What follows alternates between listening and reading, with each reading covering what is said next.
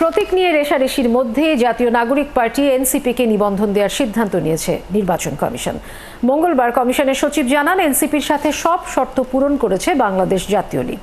তিনি আরও বলেন, তালিকায় থাকা যে কোনো প্রতীক নিতে পারবে এনসিপি। ফারজানা আক্তারের প্রতিবেদন। ত্রয়োদশ জাতীয় সংসদ নির্বাচনকে সামনে রেখে দল নিবন্ধনের আবেদন আহ্বান করে নির্বাচন কমিশন। এতে 143টি নতুন রাজনৈতিক দল নিবন্ধন চেয়ে আবেদন করে। প্রাথমিক যাচাই বাছাইয়ে উত্তীর্ণ হয় 22টি। আবেদনের শর্ত পূরণ করায় নিবন্ধন পেতে যাচ্ছে জাতীয় নাগরিক পার্টি ও বাংলাদেশ জাতীয় লীগ। দল দুটির বিষয়ে দাবি আপত্তি জানাতে গণবিজ্ঞপ্তি জারি করবে ইসি। তথ্য পর্যালোচনার পরে আমাদের অবস্থানটা হচ্ছে, দুটো দল প্রাথমিকভাবে শর্ত পূরণ করেছে। একটা হচ্ছে জাতীয় নাগরিক পার্টি, আর একটা হচ্ছে বাংলাদেশ জাতীয় লীগ। জাতীয় নাগরিক পার্টির প্রতীক নিয়ে একটা বিষয় অনিষ্পন্ন আছে, যে ওনারা যে প্রতীকটা চেয়েছেন সে প্রতীকটা আমাদের প্রতীক সংক্রান্ত যে বিধিমালার তফসিলে নেই, এবং না থাকার কারণে আমরা ওনাদের কাছে একটা প্রতীক মানে নিশ্চিত করার জন্য আমরা একটা চিঠি দিব। সেই চিঠিটা পাওয়ার পরে ওনাদের যে প্রতীকটা আমাদেরকে বলবেন, সেই প্রতীক উল্লেখ করে আমরা তাদের নামে বিজ্ঞপ্তিটা দিব। ইসি সচিব জানান, বাংলাদেশ নিজামী পার্টির পক্ষে আদালতের রায় আছে, তাই তারা নিবন্ধনযোগ্য।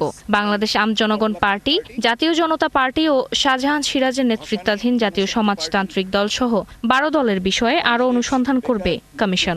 আম জনতার দল, বাংলাদেশ গণতান্ত্রিক পার্টি, বাংলাদেশ সমাজতান্ত্রিক দল মার্ক্সবাদী, Bangladesh justice and development party. তথ্যানুসন্ধানের সংখ্যা দাঁড়ালো 9 আর 2, 9 আর 3, 12টা। এদিকে 7 দলের যথেষ্ট তথ্য প্রমাণ না থাকায় আবেদন নামঞ্জুর করেছে ইসি। 7টা দলকে আমরা মনে করেছি যে তারা যথেষ্ট প্রমাণ আদি দিতে পারেন নাই, সে কারণে তারা আবেদন নামঞ্জুর হবে। Forward party, Bangladesh communist party, মার্ক্সবাদী সিপিবিএম, বাংলাদেশ সংস্কারবাদী পার্টি, বাংলাদেশ বেকার সমাজ, বাংলাদেশ সলিউশন পার্টি, নূতন বাংলাদেশ পার্টি, জমিয়াতে উলামায়ে ইসলাম ও নেজামে ইসলামী পার্টি। আইন অনুযায়ী নিবন্ধন পেতে ইচ্ছুক দলের একটি কেন্দ্রীয় কমিটি, 21 জেলা ও 100টি উপজেলায় কমিটি এবং প্রতি কমিটিতে 200 ভোটারের সমর্থনের প্রমাণ থাকতে হয়। ফারজানা আক্তার, 71, ঢাকা। শাপলা প্রতীক নিয়ে কোনো ছাড় দেয়া হবে না বলে জানিয়েছেন এনসিপির মুখ্য সমন্বয়ক নাসির উদ্দিন পাটোয়ারি। নতুন রাজনৈতিক দলের নিবন্ধন এবং শাপলা প্রতীক নিয়ে নির্বাচন কমিশনের ব্রিফিংয়ের পর 71 টিভিকে দেয়া প্রতিক্রিয়ায় এই মন্তব্য করেন তিনি। শাপলা প্রতীক নিয়ে ইসি বৈষম্যমূলক আচরণ করছে বলেও অভিযোগ করেন পাটোয়ারি। ছাড় দিচ্ছি না, কারণ আমাদেরকে শাপলা প্রতীকে যদি না দেওয়া হয় এটা একটি আনকনস্টিটিউশনাল ফ্যাক্ট, এবং আমরা মনে করি যে শাপলা পেতে এনসিপির প্রতীক হিসাবে কোনো আইনি বাধা নাই, তবে কিছু সোশ্যাল প্রেশার রয়েছে। আমরা মনে করছি এখানে নির্বাচন কমিশনের পিছনে কিছু গুপ্ত গোষ্ঠী কাজ করছে। আমরা তাদেরকে প্রকাশ্যে আসার জন্য অনুরোধ জানাচ্ছি। আমরা তাদেরকে রাজপথ, সাংবিধানিক যতগুলো ওয়ে আছে সে বিষয়ে তাদেরকে ফেস করতে রাজি রয়েছি, এবং আমরা শাপলা ছাড়া নিবন্ধন প্রক্রিয়া নিতে ইচ্ছুক নই, এবং ইসিকে এই বিষয়ে একটি সুন্দর প্রক্রিয়ায় আসার জন্য আমরা জানাচ্ছি, এবং তাদের সেই সাংবিধানিক প্রতিষ্ঠানের প্রতিও আমরা সম্মান রেখেই তাদেরকে এই আবেদনটা জানাচ্ছি।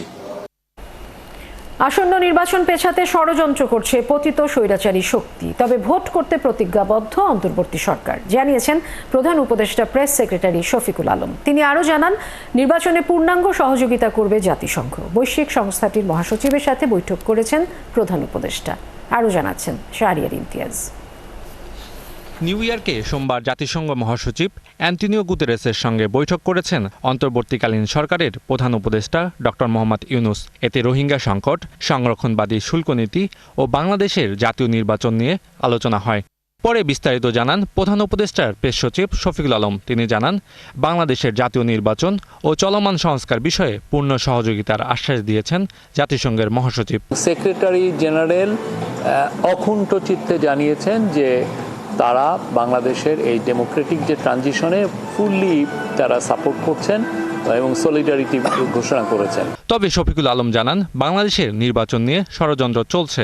বাংলাদেশ নিয়ে তারা হাজার হাজার ডিসইনফরমেশন ফেক নিউজের ক্যাম্পেইন করছে, কিন্তু স্বৈরাচার তার দোসরগুলো এবং তাদের সাথে অ্যালাইড যারা ইন্টারন্যাশনাল ফোর্সেস আছে তারা মিলে একটা মানে খুবই ওয়েল অর্কেস্ট্রেটেড মুভ যে এই ইলেকশনটাকে কীভাবে বানচাল করা যায়। আমাদের জন্য সবচেয়ে ইম্পর্টেন্ট সামনে হচ্ছে ডেমোক্রেটিক ট্রানজিশন এবং খুব ভালোভাবে খুব উৎসবমুখর পরিবেশে ফ্রি ফেয়ার ইলেকশনটা কন্ডাক্ট করা। প্রধান উপদেষ্টার সঙ্গে বৈঠক হয়েছে ইউনিসেফের নির্বাহী পরিচালক ক্যাথরিন রাসেল, জাতিসংঘের শরণার্থী বিষয়ক হাই কমিশনার ফিলিপো গ্র্যান্ডি এবং জাতিসংঘের আন্ডার সেক্রেটারি রাবাব ফাতিমার সঙ্গেও। টক্সের মূল ফোকাসটা ছিল রোহিঙ্গা ক্রাইসিস। পুরো 3টে মিটিংয়ে আলাপ আলোচনা হয় কিভাবে রোহিঙ্গাদের এখন কি অবস্থা, রাখাইনে তাদের কি সমস্যা তারা ফেস করছে, কিভাবে একটা পাথওয়ে পাওয়া যায় ওই ক্রাইসিসটাকে রেজলিউশন করার জন্য। রোহিঙ্গাদের জন্য তহবিল জোগাতে আরও পদক্ষেপ নিতে সবাইকে অনুরোধ করেন ডক্টর মোহাম্মদ ইউনুস। সংকোচন আমরা দেখতে পাচ্ছি, সেই ফান্ডিংটা কিভাবে বাড়ানো যায়। শাহরিয়ার ইমতিয়াজ, ৭১, ঢাকা। ধর্মের নামে জাতিকে বিভক্ত করে নির্বাচন বাধাগ্রস্ত করতে চায় একটি গোষ্ঠী। মঙ্গলবার এমন মন্তব্য করেছেন বিএনপির স্থায়ী কমিটির সদস্য সালাউদ্দিন আহমেদ। তিনি আরও বলেন, এদের জনগণই প্রতিহত করবে। আরেক বিএনপি নেতা রুহুল কবির রিজভী জানান, পরাজিত শক্তি নাশকতা করার চেষ্টা করছে। বাংলাদেশকে কখনো কারো উপনিবেশ বানাতে দেয়া হবে না। বিস্তারিত মাহিলা ইসলামের রিপোর্টে। ওলামা দলের প্রতিষ্ঠা বার্ষিকী উপলক্ষে জিয়ার সমাধি প্রাঙ্গণে শত শত নেতাকর্মীর উপস্থিতি। তাদের সাথে যোগ দেন বিএনপির অন্যতম শীর্ষ নেতা সালাউদ্দিন আহমদ। শ্রদ্ধা নিবেদন শেষে দোয়া করেন নেতারা। পরে সালাউদ্দিন আহমদ বলেন, ধর্মের ভিত্তিতে রাজনৈতিক বিভাজন চায় না বিএনপি।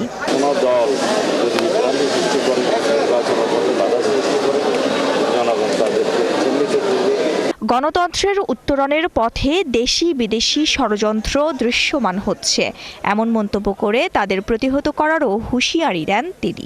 বাংলাদেশের জনগণ এখন ঐক্যবদ্ধ। গণ অভ্যুত্থান পরবর্তী পরিস্থিতিতে বাংলাদেশের জনগণ সংকল্পবদ্ধ। এদেশের গণতন্ত্র উত্তরণের পথে যারাই বাধা সৃষ্টি করবে এবং কোনো রকমের ষড়যন্ত্র করবে, সে দেশে হোক বিদেশে হোক, তাদেরকে তারা প্রতিহত করবে। এদিকে ঢাকা বিশ্ববিদ্যালয়ের জগন্নাথ হলের পূজা মণ্ডপ পরিদর্শন করেন দলটির সিনিয়র যুগ্ম মহাসচিব রুহুল কবির রিজভী। তিনি বলেন, পরাজিত শক্তি অনেক অর্থবিত্ত খরচ করে নানাভাবে নাশকতা করার চেষ্টা করছে। সেই টাকাগুলো খরচ করছে বাংলাদেশে নানাভাবে নাশকতামূলক কাজ, নানাভাবে তারা অন্তর্ঘাত তৈরি করার চেষ্টা করছে। বাংলাদেশকে কারোর উপনিবেশ বানাতে দেয়া হবে না বলেও মন্তব্য করেন রিজভী। মাহিলা ইসলাম, ৭১, ঢাকা। পিআর পদ্ধতিতে নির্বাচন সহ 5 দফা দাবিতে আবারও মাঠে নামার ঘোষণা দিয়েছে জামাত ইসলামী ও ইসলামী আন্দোলন। মঙ্গলবার সংবাদ সম্মেলনে দল দুটো জানায়, তারা জনমত গঠনে 1 অক্টোবর থেকে ঘরোয়া আলোচনা করবে, আর শেষের দিকে মহানগরে গণমিছিল ও জেলা উপজেলায় স্মারকলিপি দেবে দল দুটো। বিস্তারিত সুমন মাহমুদের প্রতিবেদনে।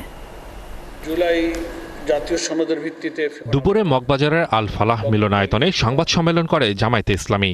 এই সময় দলটির পক্ষ থেকে জুলাই সনদের ভিত্তিতে ফেব্রুয়ারিতেই নির্বাচনের আহ্বান জানানো হয়। প্রস্তাবের ভিত্তিতে রাজনৈতিক দলসমূহের সাথে পিআর পদ্ধতি ও জুলাই সনদের আইনি ভিত্তি সহ 5 দফা দাবিতে প্রথম ধাপের কর্মসূচি শেষ করেছে তারা। দলটির সেক্রেটারি বলছেন, দাবিগুলোতে জনগণ সাড়া দিয়েছে। আমাদের এই 5 দফা গণদাবির পক্ষে জনমত গঠনের জন্য আগামীকাল 1 অক্টোবর থেকে 9 অক্টোবর পর্যন্ত সারা দেশে গণসংযোগ কর্মসূচি পালিত হবে। এই উপলক্ষে এই গণসংযোগ চলাকালে মত বিনিময় সভা, গোল টেবিল, সেমিনার, সিম্পোজিয়াম ইত্যাদি প্রোগ্রামের আয়োজন করা হবে এবং এই কর্মসূচির মধ্য দিয়ে আমরা আমাদের দাবির যে যৌক্তিকতা, প্রপোর্শনাল রিপ্রেজেন্টেশন পদ্ধতি সম্পর্কে আরও জাতিকে বিস্তারিত তুলে ধরার এই সব কার্যক্রমগুলো ওই সময় অব্যাহত থাকবে। এদিকে একই দাবিতে দ্বিতীয় ধাপে 12 দিনের কর্মসূচি ঘোষণা করেছে ইসলামী আন্দোলন বাংলাদেশ। তাদের অভিযোগ, যৌক্তিক আন্দোলনের প্রতি সরকার হতাশাজনক ও উদাসীনতা প্রদর্শন করছে। আমরা সরকারের প্রতি হতাশা এবং ক্ষোভ প্রকাশ করছি। দেশের এতগুলো রাজনৈতিক সংগঠন ধারাবাহিক কর্মসূচি পালন করার পরেও সরকারের পক্ষ থেকে কোনো রকম ইতিবাচক সাড়া পাওয়া যাচ্ছে না। কেমন যেন স্বৈরতান্ত্রিক সরকারগুলোর মতো এ সরকারও জনতার দাবির প্রতি উদাসীনতা প্রদর্শন করছে। আমরা সরকারকে সতর্ক করে দিতে চাই, মনে করে দিতে চাই, এই সরকার একমাত্র জনতার রক্তমাখা জীবন উৎসর্গ করার অভিপ্রায় গঠিত। ফলে জনতার দাবি প্রতি ক্রমাগত উপেক্ষা এই সরকারের নৈতিক ও আইনগত বৈধতাকে নষ্ট করবে। ইসলামী দলগুলোর কর্মসূচি ১ অক্টোবর, জনসংযোগের মধ্য দিয়ে শুরু হয়ে শেষ হবে ১২ অক্টোবর। জাতীয় সংসদ নির্বাচনে জনগণ চায় হলো। সুমন মাহমুদ, ৭১, ঢাকা। ভারতীয় উপমহাদেশে ভারত, চীন, রাশিয়ার বিপরীতে আমেরিকাকে টেনে আনা ডক্টর ইউনূসের ভয়ঙ্কর ভুল হবে বলে মন্তব্য করেছেন চিন্তাবিদ ফরহাদ মজহার। মঙ্গলবার এক আলোচনায় তিনি বলেন, যুক্তরাষ্ট্রের সঙ্গে অন্তর্বর্তী সরকার যেসব চুক্তি করেছে সেসব প্রকাশ করতে হবে। আরও জানাচ্ছেন মোহাইমিনুল খান অপু। ফ্যাসিস্ট রাষ্ট্র ব্যবস্থা ও নির্বাচন বিষয়ক এই আলোচনা সভা, এতে যোগ দেন রাজনীতিবিদ ও বিশ্লেষক সহ বিভিন্ন শ্রেণী পেশার মানুষ। এ সময় ভারতের সমালোচনা করেন তারা। ভারত হলো এমন একটা দেশ, আমাদের বড় শত্রু, এবং তারপরে হলো আওয়ামী লীগ, তারপরে হলো সহযোগী, জাতীয় পার্টি বলেন, সবাই বলেন। আমি মনে করি আমরা দেশটাকে সুন্দরভাবে সুন্দর জায়গায় নিয়ে যাই। এত রক্ত দিয়েছি আমরা, এখন আর পিছিয়ে ফিরে থাকতে চাই না। চিন্তাবিদ ফরহাদ মজহার বলেন, ভারত বিরোধিতা থাকতে পারে, কিন্তু আমেরিকাকে এই উপমহাদেশে টেনে আনা হবে বড় ভুল। নতুন যে অক্ষশক্তি গড়ে উঠেছে দেখতে পাচ্ছি, এটা কি?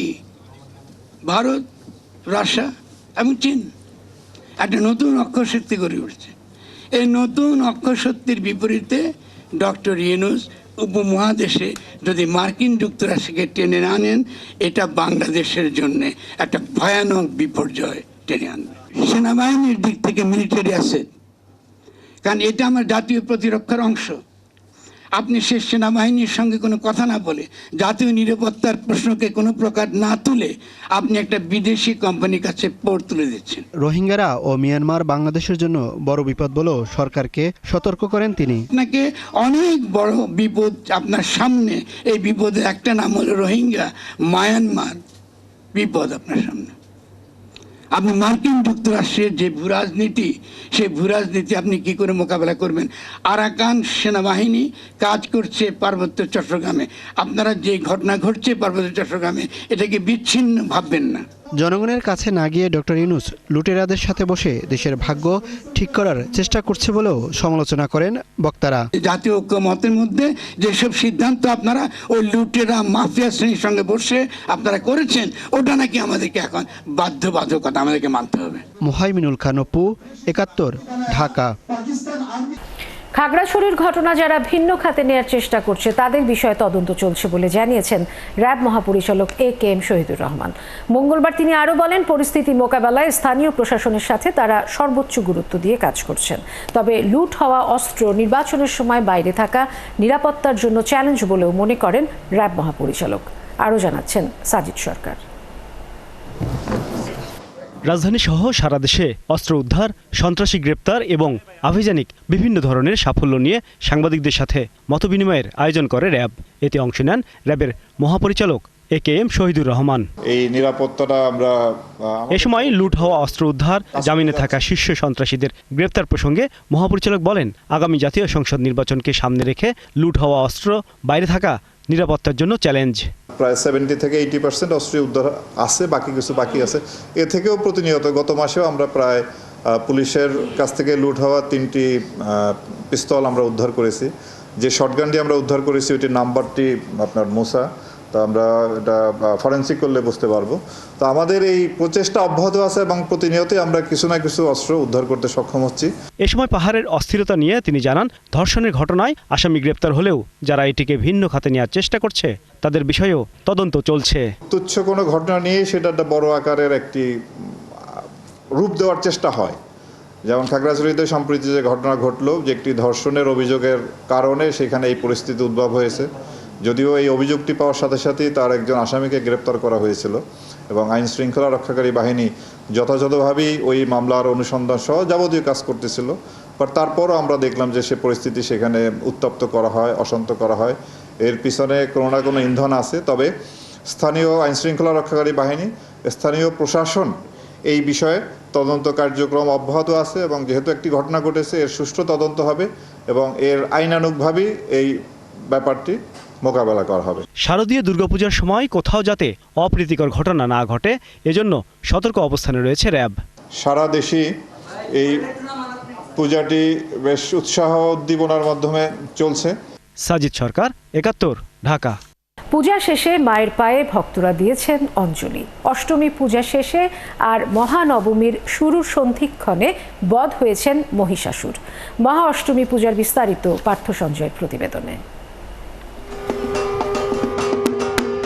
ঢাকের বাদ্যি আর শঙ্খের নাদ, সঙ্গে উলুধ্বনি, মুখর মহা অষ্টমীর পূজা মণ্ডপ। ষোড়শ উপাচারে অনুষ্ঠিত অষ্টমী বিহিত পূজায় মিশে থাকলো ভক্তের প্রার্থনা। বলছি কি যে মা দুর্গা আমাকে আশীর্বাদ দাও, আমার লেখাপড়ার জন্য ভালো হয়। খুবই ভালো লাগছে আসলে। বাবা মা শাশুড়ি হাজবেন্ড বাচ্চা সবাইকে নিয়ে আসছি পূজা মণ্ডপে পূজা দিতে, অঞ্জলি দিব। ছোটবেলায় আসলে ব্যাপারটা অন্যরকম ছিল। ছোটবেলায় বাবা মার কোলে চড়ে আমরা গিয়েছি, এখন আমার নিজের সন্তানকে নিয়ে এসেছি। আসলে অনুভূতিটা আসলে ভাষায় প্রকাশ করার মতো না। আজকের দিনে এই মা মহিষাসুরকে বধ করেছেন। সপ্তমীর দিন তো আমরা খুবই ঘোরাফেরা করলাম। অষ্টমীর অপেক্ষায় সবসময় থাকি, কারণ অষ্টমীটাই তো হচ্ছে গিয়ে মূল যে বিষয়টা, মূল যে দুর্গাপূজার যে মাহাত্ম্যটা এই অষ্টমীতেই তো হয়েছে, তাই না? সকালে আসছি অঞ্জলি দিতে, আপনার আজকে হচ্ছে উপবাস রাখছি, না খেয়ে আসছি। তারপর দুপুরবেলা ফ্রেন্ডদের সাথে ঘোরা আর কি, ওই ব্যাপারটাই আর কি। অষ্টমীর দিনটা অন্যরকম। মায়ের কাছে এটাই চাওয়া যাতে আমার যে পড়াশোনা আছে সেখানে যাতে আমি ভালো রেজাল্ট করতে পারি এবং আমার আশেপাশে আমার পরিবার এবং আমার যাতে সবার স্বাস্থ্য ভালো থাকে। পূজা শেষে দেবীর পায়ে ভক্তের অঞ্জলি, মন্ত্রের উচ্চারণে মহামায়ের কাছে প্রার্থনা, মঙ্গল আলোয় ধরিত্রীকে আলোকময় করবেন দেবী দুর্গা।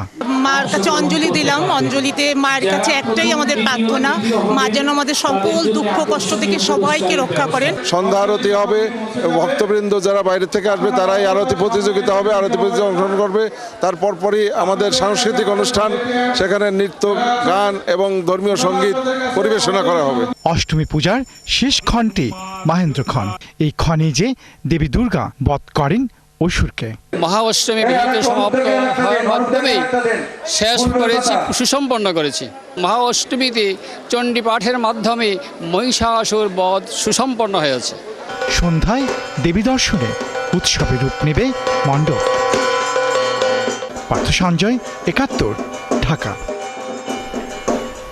পাহাড়ে শান্তিপূর্ণভাবে পূজা উদযাপন ব্যাহত করতে একটি মহল বিশৃঙ্খলা করছিল, তবে ইতিমধ্যে আইনশৃঙ্খলা বাহিনী সেটি প্রতিহত করেছে। বিকেলে জাতীয় ঢাকেশ্বরী মন্দিরের পূজা উদযাপন পরিদর্শন শেষে একথা বলেন স্বরাষ্ট্র উপদেষ্টা জাহাঙ্গীর আলম চৌধুরী। সোশ্যাল মিডিয়া সহ যে কোনো গুজবে কান না দেওয়ার পরামর্শও দেন তিনি। আরও জানাচ্ছেন সাজিদ সরকার। সনাতন ধর্মাবলম্বীদের সবচেয়ে বড় ধর্মীয় উৎসব শারদীয় দুর্গাপূজার নিরাপত্তা ও আনুষ্ঠানিকতা দেখতে ঢাকেশ্বরী মন্দিরে স্বরাষ্ট্র উপদেষ্টা ঘুরে দেখেন পূজা মণ্ডপ। পরিদর্শন শেষে গণমাধ্যমের সাথে কথা বলেন উপদেষ্টা। জানান, পাহাড়ে শান্তিপূর্ণভাবে পূজা উদযাপন ব্যাহত করতে একটি মহল বিশৃঙ্খলা সৃষ্টি করলেও আইনশৃঙ্খলা বাহিনী তাদের জবাব দিয়েছে। বেশ কয়েকজন বিশৃঙ্খলাকারীকে গ্রেফতারের কথাও জানান তিনি। স্পেশালি খাগড়াছড়ি এবং গুইমারাতে একটা ঘটনা ঘটছে। এই ঘটনাটা ঘটার উদ্দেশ্য ছিল যেন এই পূজাটা শান্তিপূর্ণভাবে যেন না হতে পারে। কিছু সংখ্যক সন্ত্রাসী চেষ্টা করছিল যেন এই পূজাটা ভালোভাবে না হয়, কিন্তু সেই সন্ত্রাসীদের যে কর্মকাণ্ড এটা কিন্তু প্রতিহত করে দেওয়া হয়েছে এবং পাহাড়েও পূজা ভালোভাবে হচ্ছে। পূজাকে কেন্দ্র করে দেশে ও দেশের বাইরে থাকা ফ্যাসিস্টরা সোশ্যাল মিডিয়া সহ নানা মাধ্যমে গুজব ছড়াচ্ছে বলেও জানান তিনি। কোনো কিছু সংবাদ ভাইয়েরা বলতে যাচাই না করে আপনারা দিবেন না। একটা কিন্তু নতুন অ্যাপও করা হয়েছে, আপনাকে যদি কোনো কিছু থাকে ভাইদের সাথে আসতে, ভাইরাও কিন্তু অ্যাপের সাথে সম্পৃক্ত, তারা আপনাদের সঠিক সংবাদটা দিতে পারবে।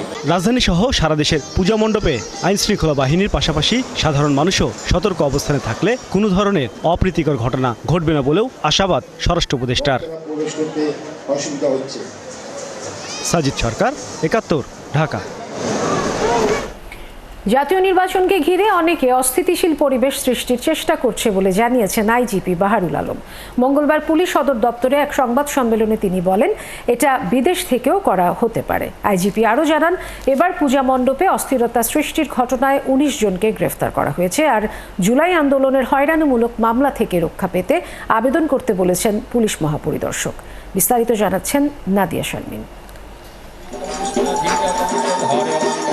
এবছর 31,600-র কিছু বেশি মণ্ডপে পূজা হচ্ছে। পুলিশ বলছে, পূজা মণ্ডপ কেন্দ্রিক সোমবার রাত পর্যন্ত 39টি অপ্রীতিকর ঘটনা ঘটেছে। এর মধ্যে 15টিতে মামলা হয়েছে, 19 আসামি গ্রেফতারও হয়েছে। এসব ঘটনার মধ্যে আছে পূজার প্যান্ডেলে পানি নিক্ষেপ, পূজা কমিটির কাছে চাঁদা দাবি, নিরাপত্তার কাজে নিয়োজিত পুলিশের উপর হামলা, ধাক্কা দিয়ে প্রতিমার অংশ ভেঙে ফেলা ও জামায়াত কর্মী পরিচয়ে গান বন্ধ করতে বলা। গাজীপুরে যেটা হয়েছে, দুইটা ছেলে ওরা গিয়ে দেখতে গেছে, ওরা ধমক দিছে, আরেকবার গিয়ে আরেকবার মূর্তিটা ভেঙে দিছে। আবার অনেকে দাবি করছে মানসিক ভারসাম্যহীন, নট নেসেসারিলি হঠাৎ করে পূজার সময় সব মানসিক ভারসাম্যহীন একসাথে গিয়ে হবে কেন? This is not at all acceptable. সামনের নির্বাচনকে ঘিরে দেশি বিদেশি নানা চ্যালেঞ্জ আছে বলেও জানান তিনি। যারা পরাজিত ফ্যাসিস্ট তারা তো অবশ্যই একটা party, free fair and neutral election, ওইটাকে আমাকে করতেই হবে। দরকারে আমরা আরো কঠোর পদক্ষেপে যাব।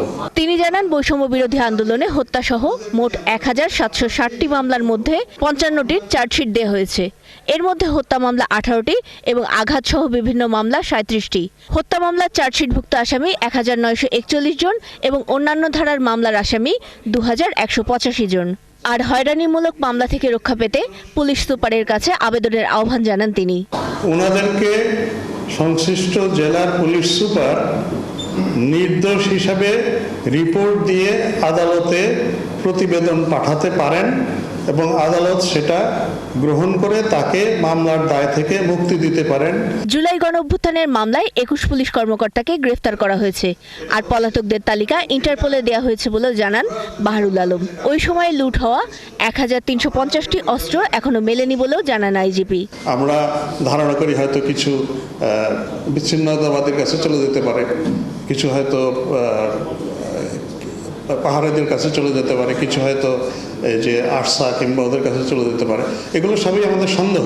সম্প্রতি পাকিস্তানে সশস্ত্র সংগঠন তেহরিকে তালিবান বা টিটিপির হয়ে লড়াই করতে যাওয়া একজন বাংলাদেশি নিহত হয়েছেন। ওই দলে আরো কোনো বাংলাদেশি যাচ্ছে কিনা তা খতিয়ে দেখা হচ্ছে বলেও জানান আইজিপি। 3 মাস আগে আমরা সাভারের একজনকে পেয়েছি, তো আমাদের ইন্টেলিজেন্স আছে যে হি ওয়াজ এ পার্টিসিপেন্ট। তা আমরা তাকে অ্যারেস্ট করেছি। তার মাধ্যমে আমরা তার অন্য যারা সহযোদ্ধা আরও আছে কিনা তাদের ব্যাপারে এই আমাদের অ্যান্টি টেররিজম ইউনিট তদন্ত করছে। নাদিয়া শারমিন, 71, ঢাকা। স্বৈরাচার আওয়ামী লীগ আমলে 4টি ব্যাংক থেকে প্রায় 2 লাখ কোটি টাকা লোপাট করেছে এস আলম গ্রুপ। অর্থনৈতিক গোয়েন্দা BFIEU থেকে পাওয়া নথি থেকে এমন তথ্য পেয়েছে দুর্নীতি দমন কমিশন। মঙ্গলবার দুদক মহাপরিচালক জানান, এস আলম গ্রুপের ব্যাংক লুটের প্রত্যেকটি ঘটনা খতিয়ে দেখা হচ্ছে। আর এসব ঘটনায় জড়িতদের দেশে ফিরিয়ে আনতে ইন্টারপোলের সহায়তা নেওয়া হবে। জেমসন মাহবুবের প্রতিবেদন। এস আলম দেশের অর্থনীতি ধ্বংসের অন্যতম কুশীলব।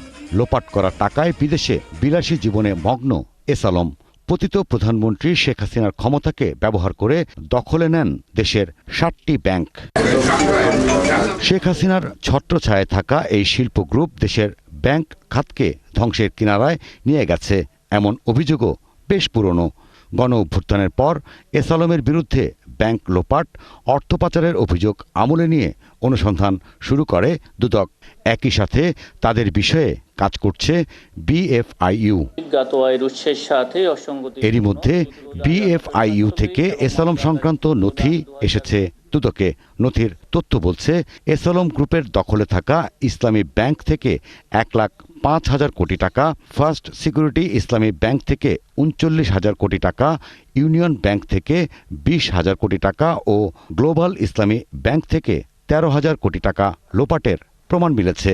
এসব নিয়ে টাস্কফোর্সের পাশাপাশি দুদকের একাধিক টিম কাজ করছে। এস আলম বা অন্য যেই যাদের বিরুদ্ধে আমাদের এখানে অনুসন্ধান চলমান রয়েছে কিংবা মামলা তদন্তাধীন রয়েছে, সেই বিষয়গুলোতে কিন্তু কাজ হচ্ছে।